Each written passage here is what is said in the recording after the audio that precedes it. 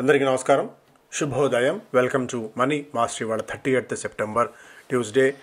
ముందుగా ప్రేక్షకులు వీక్షకులందరూ కూడా దుర్గాష్టమి శుభాకాంక్షలు. ఏషియన్ మార్కెట్స్లో నికాయ్ 1/4% మేర నష్టాలతో ట్రేడ్ అవుతుండగా హాంకాంగ్, షాంఘై రెండు కొద్దిగా పాజిటివ్ బయాస్తో ట్రేడ్ అవుతున్నాయి. నిన్న ముగిసిన అమెరికన్ మార్కెట్స్లో నాస్డాక్ 0.5% మేర, S&P 500 1/4% మేర, డౌ జోన్స్ 0.15% మేర లాభాలతో ముగిసాయి. గోల్డ్ రికార్డ్ స్థాయికి దూసుకువెళ్తోంది. $3,900 ఆల్మోస్ట్ గోల్డ్ వెళ్ళడం చూస్తున్నాం. $3,000 to $4,000 జంప్ అతి కొద్ది కాలంలోనే, తక్కువ నెలల్లోనే $1,000 దాకా పెరగటం అనేది ఒక రికార్డ్ స్థాయిగా దీన్ని చెప్పుకోవచ్చు. స్టిల్ దీంతో డొమెస్టిక్ మార్కెట్స్లో గోల్డ్ నిన్న దాదాపు $2,000 దాకా పెరగటం, సిల్వర్ కూడా దాదాపు $1,50,000 మార్క్ని టచ్ చేయడం కూడా మనం చూడవచ్చు. సిల్వర్ కళ్ళ ముందు చూస్తూ ఉండగానే $40, $41, $44, $47 దగ్గర దాకా సిల్వర్ వెళ్ళడం కూడా మనం చూడవచ్చు. 0.38% మేర నిన్న గోల్డ్ కూడా 0.5% మేర పెరిగింది. సో ఎందుకంటే US government shutdown fears. So ప్రతిసారి we're headed to a shutdown, Vance says after Trump meeting ends. ఎప్పటికప్పుడు నిధుల కొరత చాలా కాలం నుంచి ఎదుర్కొంటూనే ఉంది. గ్రోత్ ప్రాస్పెక్ట్స్ అనుకోవచ్చు. ఆర్ఎల్స్ కాంగ్రెస్ అక్కడ వాళ్ళకి మరిన్ని నిధులు ఖర్చు చేసుకునేందుకు వెసులుబాటు కల్పించడం, ఇవన్నీ కూడా చాలా కాలం నుంచి మనం యూఎస్లో చూస్తూనే ఉన్నాం. సో ఈ నెగిటివ్ న్యూస్ కారణంగా గోల్డ్లో ఒక మంచి అప్సైడ్ పొటెన్షియల్ అయితే కనిపించింది. ఆయిల్ ప్రైజెస్ కొద్దిగా 3% మేర తగ్గాయి. ఇదొక మనకి ఒక పాజిటివ్ న్యూస్.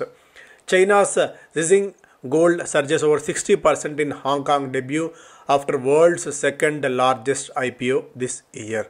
అతిపెద్ద ఐపీఓ అంటే దాదాపుగా $3.2 బిలియన్ అంటే 25-26 వేల కోట్ల రూపాయల మేర మనకి అంత పెద్ద ఐపీఓ ఇది. సో మనం దాదాపు 17 వేల కోట్ల రూపాయల ఐపీఓ అనుకుంటే చాలా పెద్ద ఐపీఓ అనుకుంటున్నాం. ఇప్పుడు ఇక్కడ $3.2 బిలియన్ వరకు సమీకరిస్తున్నారు. 80 హాంకాంగ్ డాలర్స్ ఇక్కడ ఒక్కొక్క స్టాక్ పాయింట్ ఆఫ్ వ్యూలో చూస్తే. సో మేజర్గా ఇది ఒక అప్డేట్. ఇక మన మార్కెట్స్ విషయానికి వచ్చినట్టయితే ఫారిన్ పోర్ట్ఫోలియో ఇన్వెస్టర్స్లో ఇంకా నెట్ సెల్లింగ్ కొనసాగుతూనే ఉంది. వరుసగా 6వ సెషన్లో కూడా వాళ్ళు బై చేశారు. 2,831 crores వర్త్ ఆఫ్ స్టాక్స్ని వాళ్ళు సెల్ చేయగా, డొమెస్టిక్ ఇన్స్టిట్యూషన్ ఇన్వెస్టర్స్ వరుసగా 25వ రోజు కూడా బయ్యర్స్గా ఉన్నారు. 3,850 కోట్ల రూపాయల వర్త్ ఆఫ్ స్టాక్స్ని మన వాళ్ళు బై చేయడం చూస్తున్నాం. సో మేజర్గా ఇది అప్డేట్. స్టాక్స్ పరంగా చూస్తేనేమో చాలా స్టాక్స్ యాక్టివిటీ ఉంది, బట్ ఓన్లీ స్పెసిఫిక్ స్టాక్స్ మాత్రమే మనం తీసుకుందాం. ఎల్ఎన్టీకి as secured a sustainability linked trade facility $700 million వరకు స్టాండ్ చార్ట్ నుంచి వీళ్లకు ఒక లోన్ అయితే లభించింది.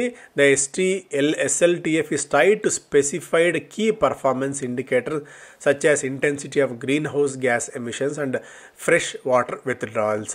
ఈ నేపథ్యంలో ఎల్ఎన్టీకి భారీ ఎత్తున లోన్ సౌకర్యం. Mahindra and Mahindra share purchase agreement కుదుర్చుకున్నారు టెరా నుంచి. మెల్లిగా వీళ్ళ దగ్గర ఉన్న టెరా దగ్గర నుంచి పూర్తి స్థాయి వాటాని కంపెనీ తీసుకుంటే, ఇక శాంపో ఓవరాల్గా మహీంద్రా అండ్ మహీంద్రా ఓన్ సబ్సిడరీగా మారబోతోంది. ప్రీమియర్ ఎనర్జీస్ ఈ వెస్ట్ ఆఫ్రికా అండ్ బెనిన్ నుంచి సోలార్ కాంట్రాక్ట్స్ దక్కించుకున్నట్టు వెల్లడించింది. 177 కోట్ల రూపాయల వర్త్ ఆఫ్ ఆర్డర్స్ వచ్చినట్టు కంపెనీ వెల్లడించింది. రిలయన్స్ పవర్ ఇండోనేషియాలో వాళ్ళకున్న కోల్ ఎంటిటీస్ని విక్రయించేందుకు ఒప్పందం కుదుర్చుకుంది. దాదాపు $12 మిలియన్ సంబంధించి ఓవరాల్గా 169 కోట్ల రూపాయల మేర. And Thomas cook has partnered with ministry of tourism to enhance destination experiences through out India. BEL 1,092 కోట్ల రూపాయల మేర ఆర్డర్స్ లాస్ట్ 15 రోజుల్లో గెలుచుకున్నట్టు వెల్లడించింది. Major orders received include EW system upgrade, defence network upgrade, tank sub systems అన్నట్టుగా కూడా company వెల్లడించింది. IRFC inked A 5,929 crore loan agreement with Haryana power generation corporation for 800 megawatt Yamuna Nagar project update. అలాగే Tata మోటార్స్ని Moody's down grade చేయడం కూడా చూస్తున్నాం. తర్వాత మళ్ళీ మనం మాట్లాడుకుందాం దాని గురించి. గోద్రేజ్ అగ్రోవెట్కి సెబీ నుంచి తాకీదులు అందాయి. వాళ్ళ indirect acquisition of Astec life sciences నేపథ్యంలో సరైన సమయానికి డిస్క్లోజర్స్ చేయని కారణంగా సెబీ నుంచి గోద్రేజ్ అగ్రోవెట్కి నోటీసులు అయితే అందాయి. ఇక మిగిలిన స్టాక్స్ కూడా కొన్ని చూద్దాం. Zaggle Prepaid, the company approves acquisition of 1.3 lakh shares and investment of up to 25 crores in Green Edge Enterprises. అలాగే హెచ్ఎంటీలో వాళ్ళ హెచ్ఎంటీ లోన్స్ సంబంధించి 24 కోట్ల రూపాయలు దాదాపుగా కంపెనీ రైట్ ఆఫ్ చేసింది. బ్లూ డార్ట్ తన షిప్మెంట్ ప్రైజెస్ని 9 నుంచి 12% వరకు జనవరి 1వ తారీఖు నుంచి పెంచబోతున్నట్టు వెల్లడించింది. ఓరియంటల్ రైల్ వీళ్ళు రైల్వేస్కి సీట్స్ అండ్ బెర్త్ సప్లై చేస్తారు. 4.4 కోట్ల రూపాయల వర్త్ ఆఫ్ ఆర్డర్స్ వచ్చినట్టు ఓరియంటల్ రైల్ సంస్థ వెల్లడించింది. Global Spirits, the company unveils the world's first premium vodka Terai India craft vodka పేరుతో ఒక ప్రీమియం వోడ్కాని వీళ్ళు లాంచ్ చేశారు. Global Spirit. PTC India Financial సర్వీసెస్లో the company issued a clarification stating management was surprised by the unexpected resignations of independent directors Seema Bahuguna, Naveen Bhushan Gupta and PV Bharati, who didn't discuss issues with the board prior to submitting. So submit చేయకుండా బోర్డ్తో discuss చేయకుండా ముగ్గురు independent డైరెక్టర్లు రాజీనామా చేయడం అనేది కొద్దిగా అలార్మింగ్గా కూడా అనుకోవచ్చు మనం. సిపిసి 32.5 కోట్ల రూపాయల వర్త్ ఆఫ్ ఆర్డర్స్ వచ్చినట్టు అవనీర్ ఇంటర్నేషనల్ ఇంజనీర్స్ కంపెనీ నుంచి వచ్చినట్టు వెల్లడించింది. RailTel corp Visakhapatnam port authority నుంచి implementation of smart video surveillance కోసం 38 కోట్ల రూపాయల మేర ఆర్డర్స్ వచ్చినట్టు కంపెనీ వెల్లడించింది.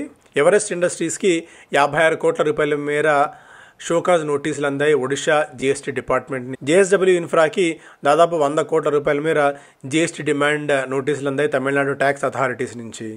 ఐపీఓస్ నిన్న కూడా మాట్లాడుకున్నట్టు ఐపీఓస్ విపరీతంగా డిమాండ్ అయితే ఉంది.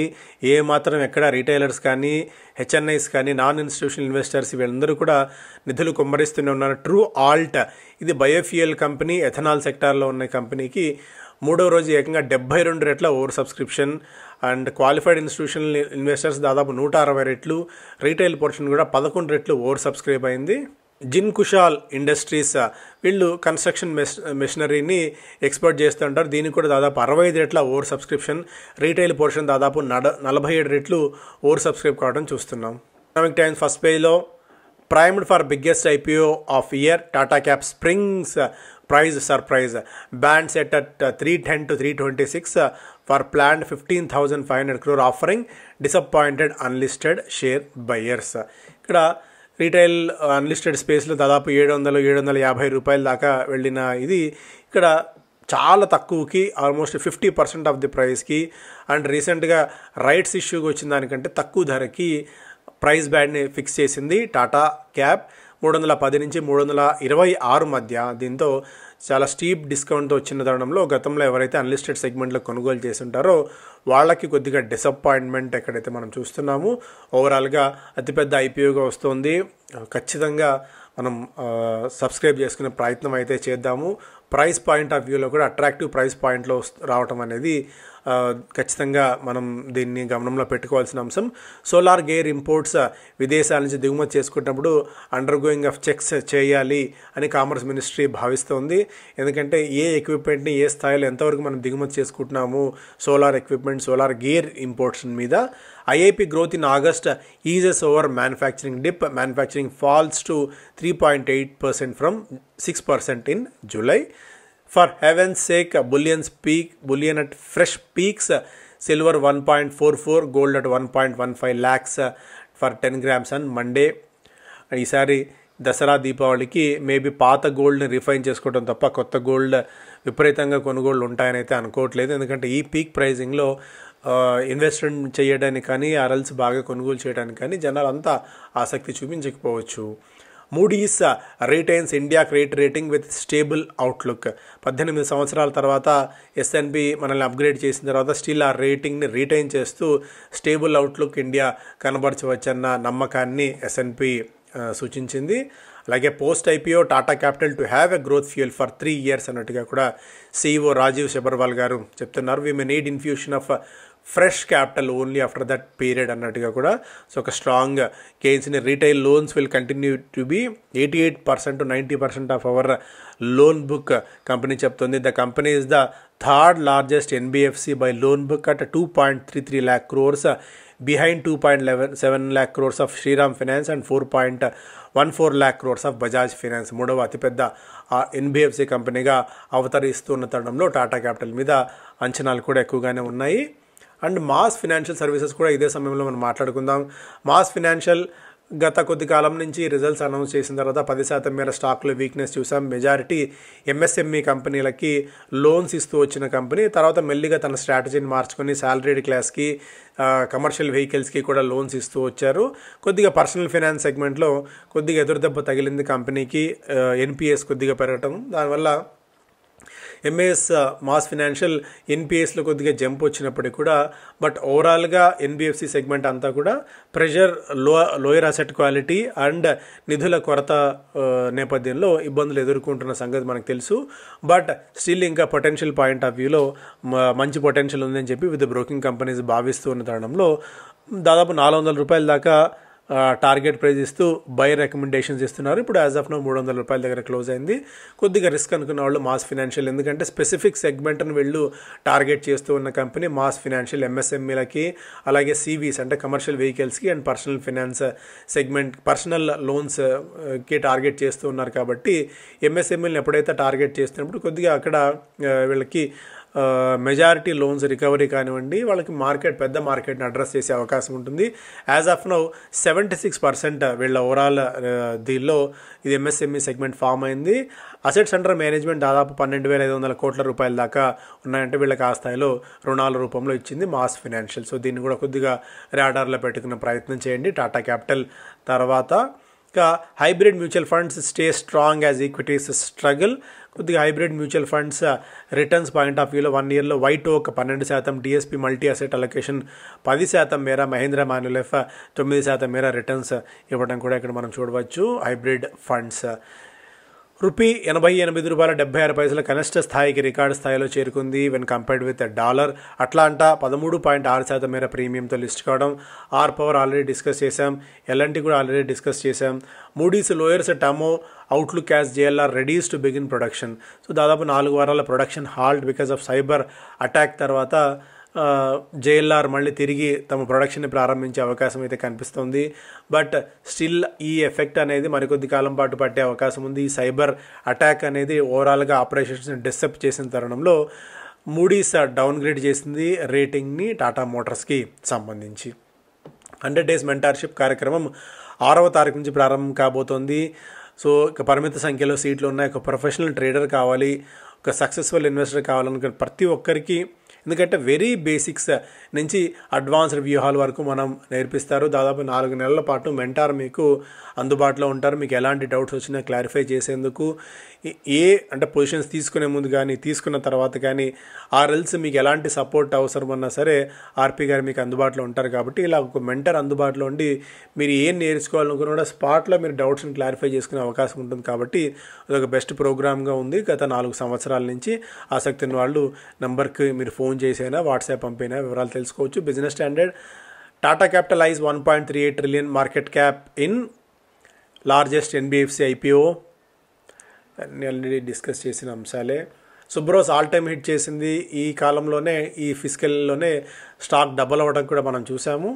కన్కార్ కొద్దిగా కంటైనర్ కార్పొరేషన్ ప్రెషర్ ఎదుర్కొంటూనే ఉంది. ప్రైజింగ్ ఛాలెంజెస్, అగ్రెసివ్ ప్రైజింగ్ వల్ల ఇంపాక్ట్ బాగా కనిపిస్తుంది కంటైనర్ కార్పొరేషన్కి. సో ఇక్కడి నుంచి కూడా కొద్దిగా వీక్నెస్ కంకార్లో ఉండే ఛాన్సెస్ ఉన్నాయనేది ఓవరాల్గా ఈ స్టోరీ సారాంశం. Structural gains, valuation support positive for PSU stocks. Despite re-ratings and strong capital gains, PSB still trade at reasonable valuations and their structural improvements.